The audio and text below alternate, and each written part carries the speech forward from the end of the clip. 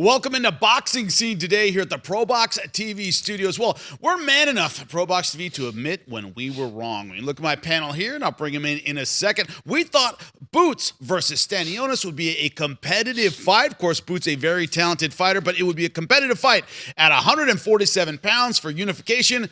We were wrong. A wipeout, and we're going to go over it right here. Jimmy Smith in studio alongside the champs, Chris Algieri, Paulie Malignaggi. We'd see at least a competitive fight. Boots Ennis looking absolutely fantastic against Stanionis. Well, I mean, I think we were half wrong because we knew Stanionis was good. I still think he's good. I just think that John Ennis is that good. He is that guy. I mean, he looked phenomenal that night, did everything he needed to do. He showed up and was the guy that we all thought that he was, or the guy that we wanted him to be.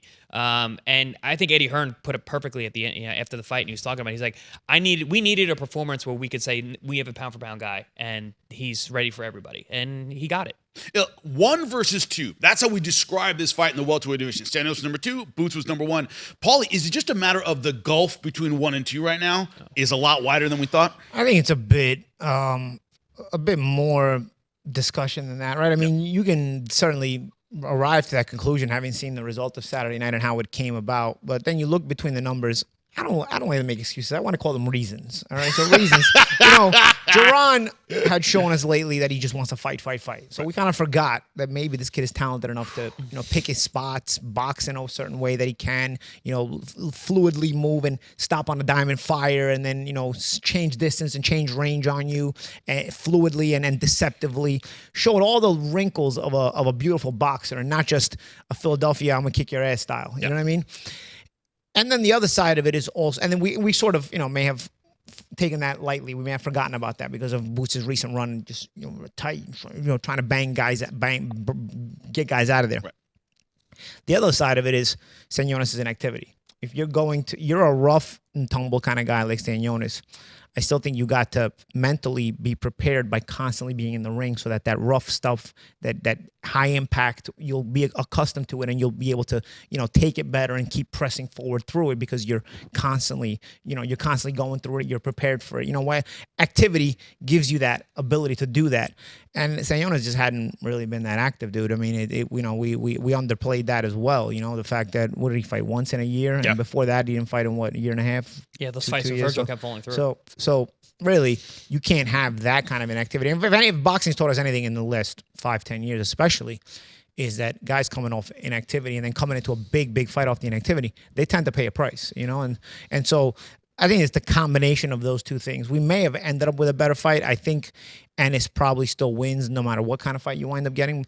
But I think we may have gotten a better Stanionis in a different situation. And I think that, unfortunately for him, that's the way it plays out. But nonetheless, like I said, Boots very impressive in the choice of fight he chose to fight. We know he can beat your ass, so to speak, to put it, bluntly, but Boots can also dazzle you, and really show a vast IQ and selection of punches and creativity that we may have taken a little bit lightly because we hadn't seen recently. Robert, give me the coach's perspective on this one, because I was talking to Chris and I were talking right before air, and it was, I think, Trinidad versus B-Hop. There was a point where Trinidad's dad kind of went, I don't know what to tell you, kid. This guy's beating you up. He's better at everything than you are. But that idea of you as a coach, did you see anything Stanionis could have done, or was he just outmatched that night? I think he was just outmatched. I think Boots didn't have a great performance in his last fight, and we all thought, Stanionis has a great chance, including myself. I thought it was going to be a very good fight. I thought it was going to be a lot closer than what we've seen. I think it was just Boots that, maybe took his last fight lightly. Rematch, he had already won, fighting in his hometown and all that, coming around in his hometown. I think it was a big difference. This time, I think he trained harder. He disciplined himself a little bit more, even with his diet. I think he made weight without a problem. So all that made a big difference. Stanionis' inactivity also, one fight in almost 3 years it had to affect him. He's always in the gym, and that's probably a plus for him. But inactivity really made a big difference. I think Boots just showed that he's the real deal at 147. Yeah, I think with Boots, it was a couple things. One, I think he actually really respected Stanionis, and he came brutally prepared. Number two, Let's back it up. In a way, he didn't respect Chukadzian and kind of gave us that Well, he'd lackluster seen performance. Chukadzian first. Right. Yeah. So it's like he just. But also, Yeah. and it's not even that he disrespected Chukadzian. He was like, the first fight was boring too. First fight was not fun. It wasn't a good fight. So he's like, I gotta fight this guy again. He's one of those guys. You're like, you get the win, you move on. You don't want to see him again, even though you know you're gonna beat him, and he did. But it's like you had to see him again. He wasn't excited for that, especially coming off of this big signing with Matchroom. You're gonna bring him home to Pennsylvania and to Philadelphia, which they did for his first fight, and then you got to come back and you got, I gotta fight this guy again. I just signed this big deal, and I want big fights, and I gotta fight a guy I already beat. But also, guys, the second day weigh-in wasn't an issue. IBF has the second day weigh-in, the They plus still got 10 that, pounds. huh? They don't for this because it was a unification. Big difference. Unification, the IBF eliminates the 10-pound weigh-in. I didn't know this. I love the random rules how they just By the way, apply or not apply. Explain to the fans who don't get that. There's a re-weigh-in, Right. So a IBF rehydration. Yeah, I clause, had the essentially. IBF title. I remember. IBF is the only organization that has a second day plus 10 pounds absolute number for every weight class, plus 10 pounds re-weigh in the day of the fight, which seemed to have hurt Boots in his last And fight. folks, by the way, if you've never co-weighed before, that's not a lot of weight. No. Like, dude, Yeah, you're watching your hydration weight. quick, yeah. You're basically spending the night going, God, am I overhydrating? I can lose 10 pounds by tonight, no problem. Easy. No Yeah. problem. And I can put back 12 easily. So that is a big issue, a big hindrance. If you lose 10 pounds by tonight, you'd need 12 back. In order Exactly. to Yeah, better. exactly, to Right. perform, yeah. But I spoke to some guys who were there, and I was like, "Hey, how's Boots looking fight week? Weight wise?" They're like, "Oh, he doesn't look too concerned." And since there's not a second day weigh-in, he's really less concerned. Now we get a guy who actually is going to perform. And the last show we did, and Robert, I think you remember that. I was like, "Listen, the best version of these two guys' fights, Boots wins, and he wins handily." We got the best version of Boots. Can I still ask? I'm like the guy who just stepped in the room and like, why don't we have a second day weigh-in? Because of the unification? Because Why one governing body has it, the other one doesn't. They cancel each other out. I don't understand. If you don't have a second day weigh-in, wouldn't that just mean the IBF title's not on the line then? How does it cancel each other out? What are we doing? I don't know. Chris told me this in the airport, by the way. It's always That's something. And but I was asking about how good Boots looked, and I'm Chris, not a fan and Chris of it. educated me. He goes, no, they don't have that second day weigh-in. I'm not a fan of the second day Yeah. weigh-in, honestly. No, but, no, but, it but should I'm be also, abolished. but I'm also not a fan of weighing in 3,000 hours before the fight either. Don't get me wrong. No, 'Cause, yeah. Now they weigh in at breakfast the day before the fight, and then Yes. they give you a fake weigh-in at lunchtime for the cameras and the public. But they read off what they weighed in at 9 o'clock in the Ceremonial morning. weigh-in, Yeah. Mind you, I don't know if everybody realizes that. So I'm not a fan of continuing to push back the weigh-in to the point where now you almost don't need it anymore. I'm also not a fan of that. But having said that, if you do a weigh-in at a normal time and then you don't have a second day weigh-in, I'm kind of a fan of that. I'm not crazy about the second day weigh-in. So the second day weigh-in gets a little bit tricky if you're weighing in at breakfast the day before, and then you got to do a second day weigh-in at breakfast. Breakfast That's a full day of, 24 yeah. hours to gain weight.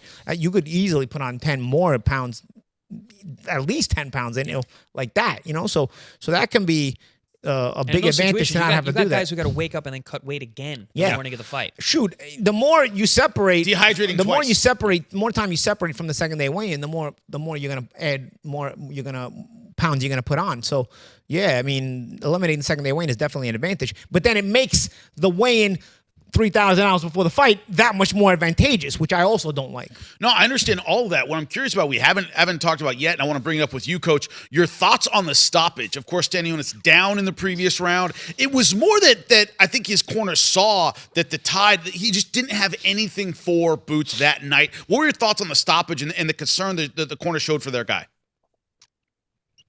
I honestly think it was just, too much for Stanionis. His corner noticed it. His corner seen it. There was nothing else that I'm beating that he was going to take the rest of the fight. So I think they made the right choice. Even though we could have said we wanted to see a little bit more, he could have done a little bit more. It was just, there was no way, no chance at all. It was going to be worse beating. So I think the corner did what they had to do. I think it's part of the corner also to take care of their fighter and protect them. To have a better, he'll have a better night, in the future than taking a beating and maybe damaging his career. Also, I will say this: didn't Stanionis just have his first kid? Right, wasn't his kid going to be born fight week? We were talking. I don't know. We were talking. What people were talking about, Stanionis was having a kid this week. That's a huge distraction. No, well, guys, come on. This came up that his wife was gonna have a kid. What am I losing my mind? Guys in the comments, you guys gotta really hit me on this. I gotta look it up. We discussed this, that his wife was having a kid this week. You know, Yes. I'm losing three my people mind. said you're losing your mind. Okay, Yeah. could have been somebody else. I don't know. I don't Yeah. remember discussing Stanionis' kid. I was wondering. But what about his stock after this fight? Meaning he took on the number one guy. He looked clearly number two. Is that good enough? Does he need some rehabilitation, bounce back? What does it do for his stock as a fighter? Stanionis. Listen, you take a loss, it's gonna take a hit on your stock regardless. You know, like I think this is the Boots Ennis show for the weekend, and obviously all the high praise about Boots Ennis. But yeah, sometimes we forget about, okay, where does the loser go from here? I mean, I don't know, man. You know, you got to ask yourself if you're hungry enough. You still stopped in the corner. Regardless, you still stopped in the corner. Is there still that stigma of corner you stopping? yourself? I don't know. I don't know. You know, he was taking a pretty good beating, so I think the corner kind of did the right thing. They did, but you yourself got to eat that too. You know, like, are you the same if you get stopped in the corner? Or do you ask yourself how hungry I am and can I dig down the same way I used to? I don't know. You know, there's some self-reflection that also has to happen on the part of a person that takes the L in a fight like this. Do you prefer a guy, and this is one of those things that you read in fights, Chris, correct me if I'm wrong, they're putting on a show, but they know that they want their corner to stop the fight. Like, do you want a guy to do at least make it, come on, give me one more round? Do you want a little bit of that in the corner? I don't know, man. I mean, Sergio Martinez Cotto, I remember him arguing with his coach. You know, give me this. And the coach like, it's my call. I'm stopping a fight. Yeah. There was an argument going on there. Do you want to see that fight? I mean, listen, I think fighters always want to fight. And like I said, if you don't want to fight, if you've accepted that sort of, okay, you're superior, yeah, I think there's something to that going forward. You know, like, how do you approach that self-reflection going forward, being in that situation again? Because those, you know, it's not like the last tough situation you're going to be in your career. If you keep fighting, you'll find yourself in tough situations again in the future. How do you face tough situations going forward where you may have faced them differently in the past, and now you've hit this sort of fork in the road where now you've accepted this, that, hey, we're going to stop in the corner.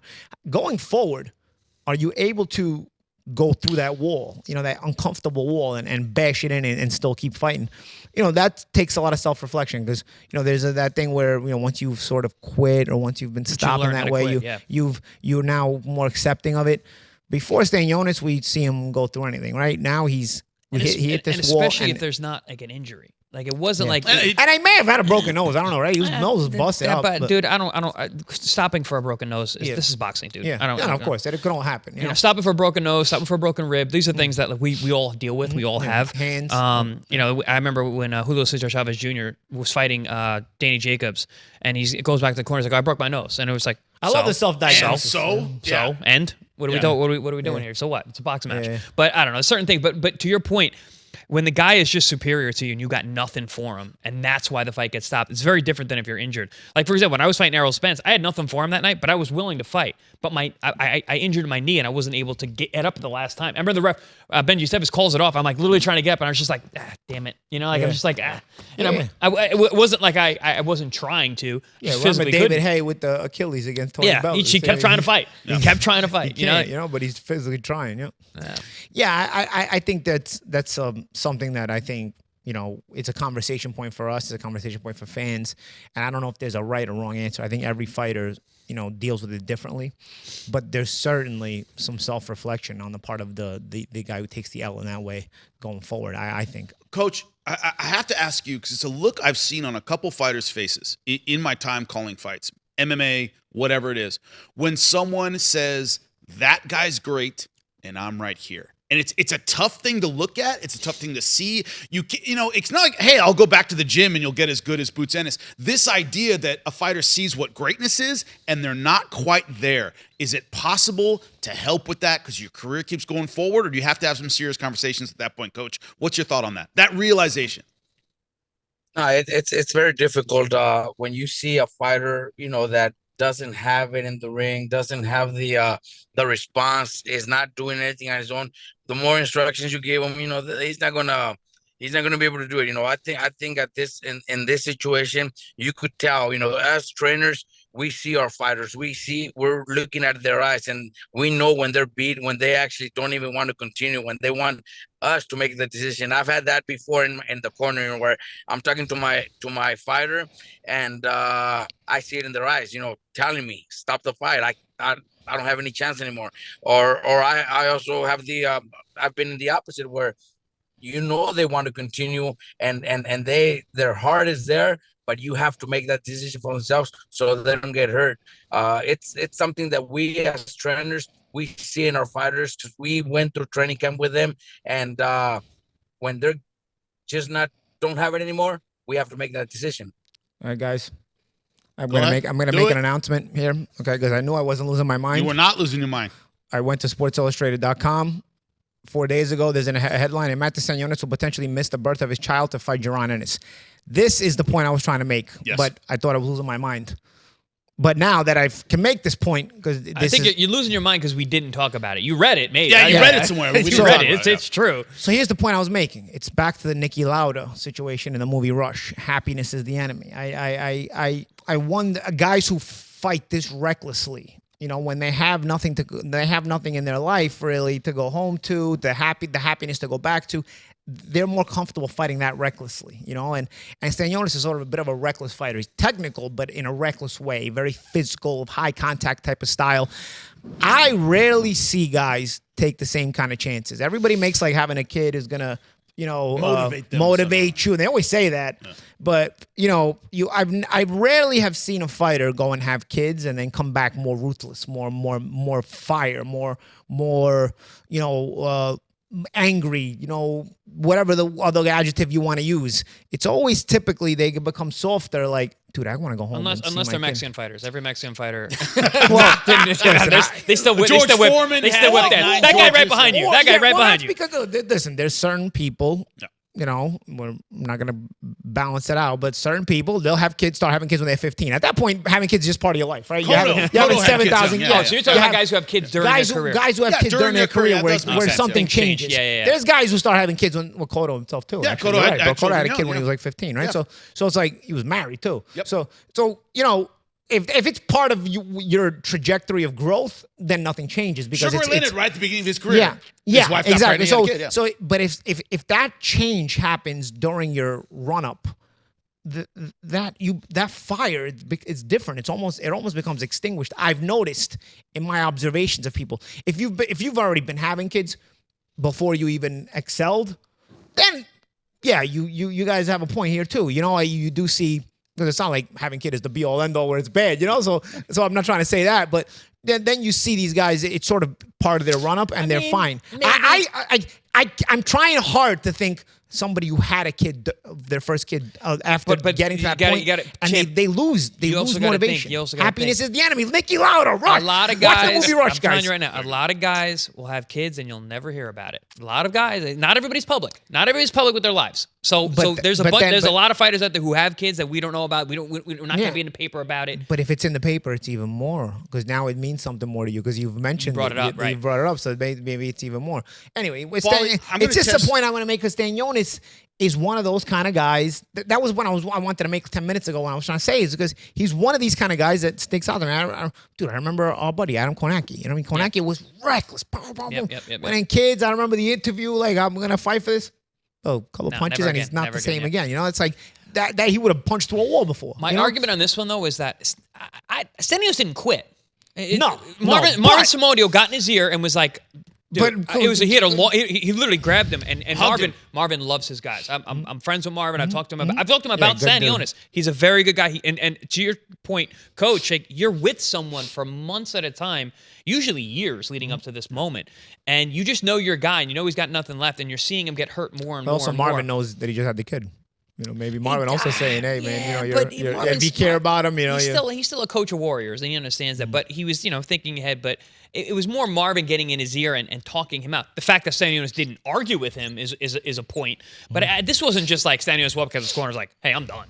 He didn't want to stop at that moment, but he knew it was best for him because his coach was telling him. So Coach, those outside of the ring things, do you consider them, well, you just had a kid, hey, or is that your problem? I'm about the ring. Would it affect how you would stop a fight or suggest when a fight is stopped, Coach? like I told you guys earlier, I think we just see it in our fighters' eyes. Our fighters, the way they're reacting when we're talking to them. There's just every fighter's different. Maybe yeah, having his newborn. We had that same problem on the undercard. A fighter that actually lost his daughter, and he comes and fights and performs and wins by knockout. So it all depends on the person, on the fighter himself. The way they take that loss or that new life in their lives. That baby. I guess it just depends on the heart of the person, the way they are. There's some. You were. Paulie was talking about or Chris was talking about Mexicans. There's Mexicans that also feel the same way. We just don't see it that often, but man, a newborn could maybe change their life, make a big difference. Losing a child is also the worst thing that could happen to anybody. But we seen it on the undercard where a fighter came out, lost his daughter or lost his son or daughter, and performed well, looked strong, and looking forward to the future in his career. So I guess it's all in the heart and depending on the person. Yeah, I can't. That's it's a hard situation to be in. I think at this point, I think Marvin did what was right, seeing that his father wasn't going to win, was going to take a worse beating, and did the right thing. So the big question that is left, Paulie, I'll start with you. What's next for Boots? We talked about Stanionis. What's next for Boots? I mean, looking at it right now, Brian Norman, Mario Barrios, Conor Benn, of course, his fight coming up with Chris Eubank Jr. That's that's in your top 5. Are any of those blockbuster fights that you want to see? I think, you want to see a big welterweight fight. I'd love to see Duran be able to unify the way Crawford did and all this stuff, but it's just like the welterweight division doesn't. He doesn't have the dance partners. I want it to be there, but it may be more. For a guy like Duran who has deserved more excitement around all his fights than he's gotten so far. He's kind of been under promoted, and he's finally at the point where he may be able to be promoted right. You do need the right dance partners, like the champ was saying, and it's disappointing. This freaking welterweight division is disappointing that it's not there. I don't think Norman. We already saw Norman is not going to be willing to take the fight so soon, and he's young, so I almost don't even blame him. You got a world title. You can defend it a few times and sort of build yourself up, and also build up your boxing ability as well, because you're still improving at that age. I think Mario Barrios sucks, to be honest with you. I think he could lose at any given point to anybody who they put him in with. He almost lost his last fight to that guy when nobody ever heard of. Then I think Conor Benn is not all that good either. Honestly, Abel Ramos, Ramos, yeah. Who's tough, rough, but world championship material. Then Conor Benn, same thing. I mean, I'm one of those guys. I still have not seen the same Conor Benn since this whole drug testing issue. You call him innocent, call him whatever. Okay, I get it. We got to say what we got to say. He hasn't looked the same to me, guys. It's like So we'll see how he looks against Eubank. But that Conor Benn, I don't think is world class. I think it's a big UK fight. He may win it or not, but if he wins it, I'm sure elevates his name even more. But I don't think Eddie Hearn is going to want to feed him to Duran, because he represents so much money. If he beats Eubank, he's going to represent a lot more. UK star, keep him there, right? I don't. So I think as much as Eddie's talking big talk in Duran, like, oh, he's just next big star. You're not going to do what you got to do to make him a bigger star, because to make him a bigger star, you feed Conor Benn and make him food for Duran Ennis if you want to really make Duran a bigger star. But you're not going to do that because there's more money in Conor Benn. So where does Duran go? If you want the big fights, it's more risky at 154. You could get beat at 154. And that's not to say that he's a bad fighter. When I say he could get beat at 154, 54 is that good. Duran is so good. But yeah, 54 itself is so good. And that's, there's landmines everywhere. But the interest is more going to be there, because now it's like, now you're not in fights where we know who's going to win. Now you're in fights where, like, oh, man, Duran is so good. This guy's so good. Man, I can't wait to see this fight. It's more so you're salivating about the matchups. And if he can win those, more power to him. I mean, that's a whole different thing. Chris, tell me what you told me in the airport about him going to 54. You said nobody's going to want to fight him. Is that the issue at 54? Well, no. It's not enough stars, though. I think they may fight him. So that's not exactly what I was thinking. So I was going to just piggyback off what you were saying, Champ. I think for Duran, next step, he's got to unify the division, because The dance partners aren't there, but unifying, especially if you're knocking off champion by champion by champion, is for legacy. And yeah, you're not going to have those big money fights. You're not going to have those career-defining fights. Can you get those guys? Listen, Brian Norman, Mario Barrios makes too much sense. Why not unify so either one of them? Listen, they got to punch their ticket. Their ticket is Jaron Ennis. If they're going to make money, how else are these guys going to make money? Their ticket is going to be Jaron Ennis. So if you have 2 belts, your negotiating chip goes way higher in terms of what you can get for the Jaron Ennis fight. Guess what? You're going to lose to Jaron. I think Jaron beats both of those guys the same night. But at least they can get paid. And then Jaron moves up, and then maybe Brian Norman becomes the guy after that. But I think his legacy fights, his true legacy fights, are going to happen at 54. Should we make Norman and Barrios fight each other, and then Jaron fight the winner? So that way, and I was saying, I think listen, both of those guys have to be. You're all in then. I'm betting on myself because I got to put my belt on the line, which is my negotiating chip. Then it's 2-2. But if I have 2 belts, now I can go to Jaron and be like, hey, my dollar amount just added a 0. So if those guys are willing to go all in and risk their title, because listen, I don't know exactly who wins that fight. Barrios and Norman. I don't know exactly. Really? I would think Norman would win, but we've only seen him look good his last 2 fights. In a row. He looked very good. In a row. And Mario looked very good against Ugas, and he looked terrible against Ramos. I think he looked so good against Ugas. He looked all right good against Ugas. Ugas is tricky. Bro, the jab is still 4 miles an hour, bro. He throws the jab 4 miles an hour on his front foot. Hey, but listen, I got an idea though. Can't be 5'10" jabbing like that. I don't understand it. And be at a world-class level. If Jaron is able to collect the titles at 47, becomes undisputed, what about a Ryan Garcia fight on the way out?